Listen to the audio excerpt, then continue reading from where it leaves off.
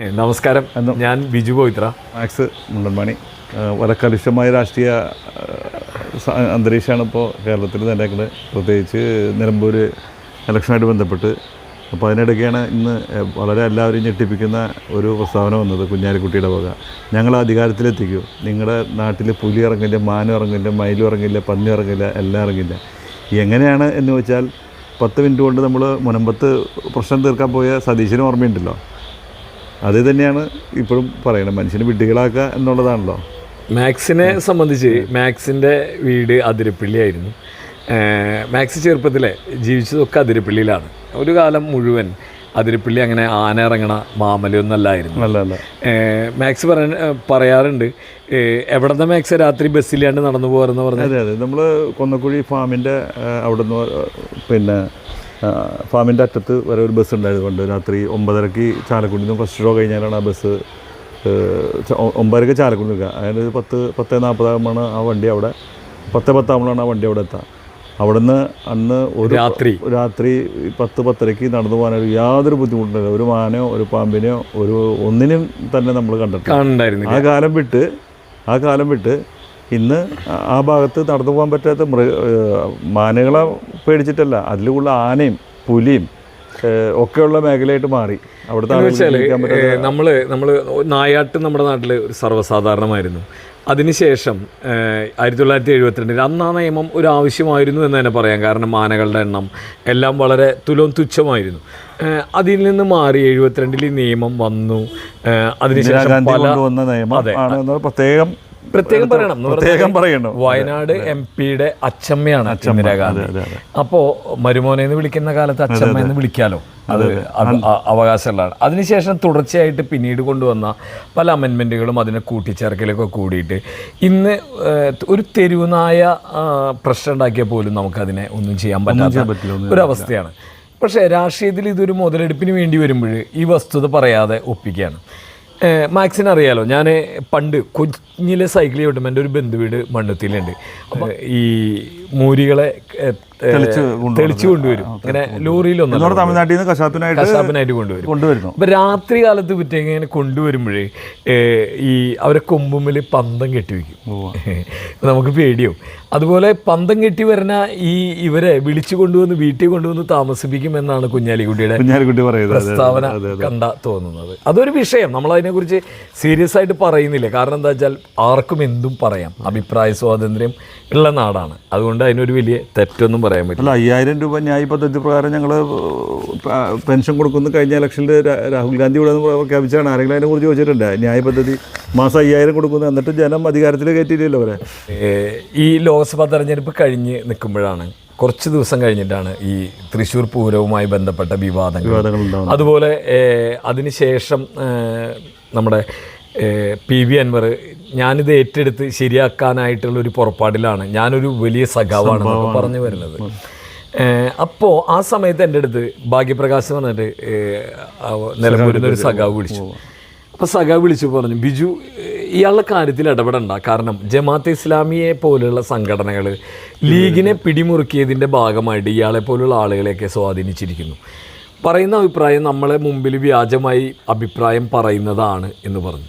സത്യത്തിൽ ഭാഗ്യപ്രകാശ് പറഞ്ഞപ്പോൾ ഇന്ന് അതിൻ്റെ തെളിവ് പുറത്തു വരികയാണ്.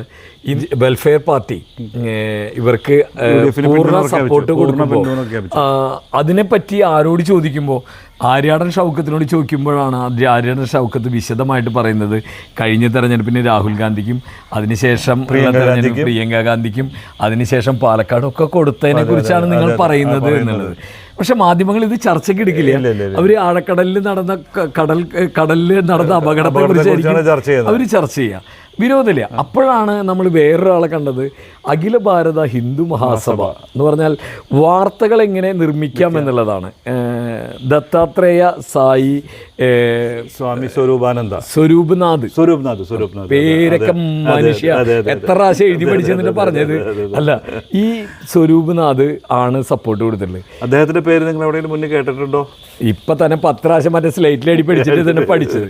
ഇന്നലെ മുതൽ വന്നുകൊണ്ടിരിക്കുന്ന ഒരു വാർത്തയാണ് അഖിൽ ഭാരത ഹിന്ദു മഹാസഭ LDF-ന് പിന്തുണ കൊടുക്കുന്നു. അത് പ്രത്യേകിച്ച് ഇവിടെ ഈ ഒരു സാഹചര്യത്തിൽ അങ്ങനെ ഒരു തീരുമാനം നമ്മുടെ പാർട്ടിയുടെ ഭാഗത്തുനിന്ന് ഉണ്ടായിട്ടില്ല. അത് നമ്മുടെ ഒരു വ്യാജനാണ്. അദ്ദേഹത്തിന്റെ ഹിസ്റ്ററി എല്ലാ മാധ്യമപ്രവർത്തകർക്കും അറിയാം. അദ്ദേഹത്തിന്റെ പേര് ഒരു സായി സ്വരൂപനാഥ് എന്നാണ് ഇതിൽ അറിയിക്കുന്നത്. അദ്ദേഹത്തിന്റെ പേര് യഥാർത്ഥത്തിൽ ശ്രീജിത്ത് എന്നാണ്. ആ ശ്രീജിത്ത് എന്ന് പറയുന്ന വ്യക്തിയെ പണ്ട് തിരുവനന്തപുരത്ത് സ്ത്രീകൾ കുളിക്കുന്ന കടവിൽ ഒളിഞ്ഞു നോക്കാൻ പോയിട്ട് അടികൊടുത്ത് ഓട്ടിച്ച ഒരു വ്യക്തിയാണ് അദ്ദേഹം. അതുപോലെ തന്നെ ഒരു ബീഫ് സ്വാമി എന്നും കുളിസീൻകുട്ടൻ എന്നും ഒക്കെ പറയുന്ന വ്യാജ പേരിൽ അറിയപ്പെടുന്ന ഒരാളാണ്. കാരണം വാർത്ത നിർമ്മിക്കുമ്പോൾ മാപ്രകളോടാണ് ഈ ചാരക്കേസ് എഴുതുന്ന ഒരു കാലം ഉണ്ടായിരുന്നു. അവർ ഈ കാലത്തൊന്നും മുന്നോട്ട് വന്നിട്ടില്ല, ശാസ്ത്രീയ തെളിവുകളുടെയൊക്കെ കാലത്തേക്ക്. കാരണം എന്താ വെച്ചാൽ ചാരക്കേസ് എഴുതുന്ന കാലത്ത് ഈ പാലപ്പൂ തിരിയുന്ന പോലെ മറിയം റഷീദ് തിരിഞ്ഞു എന്നൊക്കെ പറയുമ്പോൾ സിംഗപ്പൂർ ട്യൂണ മത്സ്യം അപ്പോൾ ഈ സിംഗപ്പൂർ അന്നൊരു കേരള ഹോട്ടലിലാത്ര ഇവർ തങ്ങിയത് ഒരുമിച്ച്.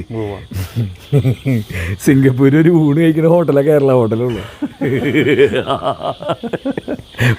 BBC ഇന്നൊരു റിപ്പോർട്ട് ചെയ്തിട്ടുണ്ട്, പ്രിയപ്പെട്ട ശ്രീജിത്ത് പണിക്കർ. 82ഓളം പേരാണ് പ്രയാഗ്രാജിൽ കുംഭമേളക്കിടയിൽ കൊല്ലപ്പെട്ടത് എന്നാണ് പറയുന്നത്. BBC ഇപ്പോഴത്തെ കേരളത്തിൽ അല്ലെങ്കിൽ ഇന്ത്യയിൽ വർക്ക് ചെയ്യുന്ന ലോക കോടതിയിൽ അവർക്കെതിരെ ഒരു കേസ് കൊടുക്കണം. കാരണം നമുക്കറിയാം, കേരളത്തിൽ ഒരു സംഭവം ഉണ്ടായി കഴിഞ്ഞാൽ മുഖ്യമന്ത്രി പത്രസമ്മേളനം നടത്തി അതിൻ്റെ ഫാക്റ്റ് പറയും. നിങ്ങൾ കേട്ടിട്ടുണ്ടോ UP-യിൽ അങ്ങനെ ഒരു കഥ? ഇല്ല. കാരണം അവിടെ പറയേണ്ട കാര്യമില്ല, കാരണം ആരും ചോദിക്കാനില്ല. മാക്സ് ഇന്ന് ഏറ്റവും വിഷമമുണ്ടായ ഒരു കാര്യം എന്താണെന്നറിയോ? ഒരു നിലയ്ക്ക് തള്ളി വരുമായിരുന്നു മാത്യു കുഴൽനാടനും ഷോൺ ജോർജും. കഴിഞ്ഞ 2 വർഷമായിട്ട് ആസൂത്രിതമായിട്ട് ഇടതുപക്ഷത്തിനെതിരെ വാർത്ത ചെയ്ത് മോശപ്പെടുത്തിയാൽ മാത്രമാണ് അടുത്തൊരു ഭരണത്തിലെങ്കിലും വരാൻ പറ്റുള്ളൂ എന്നുള്ളത് ആർക്കറിയാം? അത് BJP മാധ്യമങ്ങൾക്കും ഒക്കെ അറിയാം, കോൺഗ്രസിനും ഒക്കെ അറിയാം. എല്ലാ ഗ്രൗണ്ട് പണി അവർ രണ്ടാളും എടുക്കുന്നുണ്ട്. അതിന് ഫുൾ സപ്പോർട്ട് മാധ്യമങ്ങളുടെ ഉണ്ട്, എല്ലായിടത്തും ഉണ്ട്. ഈ നമ്മൾ കാട്ടിലൊരു നീതി പറയുന്ന പോലെ ചെന്നായ്ക്കൾക്ക് കാക്കകൾ സൂചന കൊടുക്കുന്നില്ല ഇര നിൽക്കുന്നുണ്ടെങ്കിൽ. കാരണം ചെന്നാക്കൾ തിന്നു കഴിഞ്ഞാൽ ബാക്കി എന്തായാലും ഉണ്ടാവും അത് കിട്ടാൻ വേണ്ടിയിട്ട്. അതുപോലെ തന്നെ മാധ്യമങ്ങൾക്ക് കോൺഗ്രസ് സൂചന കൊടുക്കും. ആ സൂചനയാണത്. എന്ന് വെച്ചാൽ ഷോൺ ജോർജ് കഴിഞ്ഞ 1.5 കൊല്ലമായിട്ട് ആഘോഷകരമായി നുണകൾ പറയായിരുന്നു. മജിസ്ട്രേറ്റ് കോടതി പറഞ്ഞു, ചേട്ടാ ഇനി വേണ്ട എന്ന് പറഞ്ഞു. അപ്പോഴാണ് ഹൈക്കോടതിയിൽ പോയത്. ഹൈക്കോടതിയിൽ തള്ളിക്കൊണ്ടപ്പോഴാണ് പറയുന്നത് ഇതെടുത്തോണ്ട് നോക്കോ, ഇതിവിടെ ചെലവാവില്ല എന്ന് പറഞ്ഞപ്പോൾ മാത്യു കുഴൽനാടൻ ഒരു വക്കീൽ ഓഫീസ് വരെ സ്വന്തമായിട്ടുണ്ട് ബ്രേഡിയിലേക്ക് തോറ്റെങ്കിലും അദ്ദേഹത്തിന് തള്ളാൻ പറ്റുന്നില്ല. എന്ത് കഥ അല്ലേ? അല്ല, ഈ മാധ്യമങ്ങൾ എന്തുകൊണ്ടാണ് ചോദിക്കാത്ത? നിങ്ങൾ മാസപ്പടി വിവാദം എന്താ നിലമ്പൂരിൽ കൊണ്ടുവരാത്തത്? ഏതെങ്കിലും മാധ്യമപ്രവർത്തകർ ചോദിച്ചോ കോൺഗ്രസ്സുകാരുടെ അടുത്ത്? അല്ല, അത് ചോദിച്ചാ ഇങ്ങനെ പറയാൻ പാടില്ല. ഇപ്പോൾ വനം മന്ത്രിക്കെതിരെയാണ് മാധ്യമപ്രവർത്തകർ തിരിഞ്ഞിരിക്കുന്നത്. ആർക്കെതിരെ കേരളത്തിൽ ഏറ്റവും അധികം തിരിഞ്ഞതെന്നറിയൂ? ഒരു മാധ്യമപ്രവർത്തകയായ വീണ ജോർജിനെതിരെയാണ് തിരിഞ്ഞത്. ഇപ്പോൾ നമ്മൾ പുതിയതായി കേൾക്കുന്ന ഒരു വാർത്ത എന്താണെന്ന് വെച്ചാൽ, ആശാ സമരക്കാർ എവിടേക്ക് പോകും? നാളെ നിലമ്പൂരിൽ ലാൻഡ് ചെയ്യും. ആശാ സമരക്കാർ അവിടെ പോകണം ചേട്ടാ. കാരണം കേരളത്തിലാണ് ഇന്ത്യയിൽ തന്നെ ആശാ പ്രവർത്തകർക്ക് എന്ന് വെച്ചിട്ടുണ്ടെങ്കിൽ നാഷണൽ ഹെൽത്ത് മിഷൻ്റെ കീഴിൽ ജോലി ചെയ്യുന്ന ആളുകൾക്ക് ഏറ്റവും കൂടുതൽ ഓണറേറിയം കൊടുക്കുന്നത് കേരള സംസ്ഥാനം ആണ്. ഇത് തെറ്റിപ്പറയാൻ പറ്റൂ? ഇല്ല. എങ്ങനെ പറഞ്ഞാലും ഇതിങ്ങനെ തന്നെയല്ലേ ആവുള്ളൂ. അതെ, ഏറ്റവും കുറഞ്ഞത് കേരള സംസ്ഥാനം 7000 രൂപയും കേരള സംസ്ഥാനം അടക്കം കൊടുക്കുന്ന 60-40% കേന്ദ്ര സർക്കാരിൻ്റെ കൂടിയിട്ട് മിനിമം 10000 രൂപയെങ്കിലും കിട്ടുന്നുണ്ട്. എന്ന് പറഞ്ഞാൽ 14000 കിട്ടുന്നവരുണ്ട്. അത്രയും കിട്ടുന്ന ആളുകൾക്ക് 7000 കിട്ടുന്നുള്ളൂ എന്ന് ഉറച്ചു പറയുമ്പോൾ അത് കേട്ട് നിൽക്കുന്ന മാധ്യമങ്ങളെ നമ്മൾ എന്തു പറയും? അവർ വായ്മൂടി പുച്ഛമടച്ച് നിൽക്കുകയാണ്. എന്തായാലും തൽക്കാലം മഴയ്ക്ക് മുമ്പ് ഞങ്ങൾ ഇന്നത്തെ ചർച്ചകൾ അവസാനിപ്പിക്കുന്നു. എല്ലാവർക്കും നന്ദി, നമസ്കാരം. ഞങ്ങൾ ചാലക്കുടിയിൽ നിന്നും തൊട്ടടുത്ത് അതിരപ്പള്ളി വനമേഖലയുടെ അടുത്തു നിന്നും ഇനി അടുത്ത കാലത്ത് ചാലക്കുടി നഗരത്തിലേക്ക് വരെ കാട്ടാന ആക്രമണം ഉണ്ടാവും എന്നുള്ള പേടിയുടെ ഭാഗമായിട്ട് നിൽക്കുമ്പോഴും ഇതിനെതിരെ യാതൊരു വക പരിഹാരം ഇല്ല എന്നുള്ള വസ്തുത മുമ്പിൽ നിൽക്കുന്ന ഒരു കാലത്ത് നിന്ന് പേടിയുടെ മുമ്പിൽ നിന്നുകൊണ്ട് ഞാൻ ബിജു പവിത്ര, ഞാൻ മാക്സ് പൗണ്ടമ്പാടി. എല്ലാവർക്കും നന്ദി, നമസ്കാരം.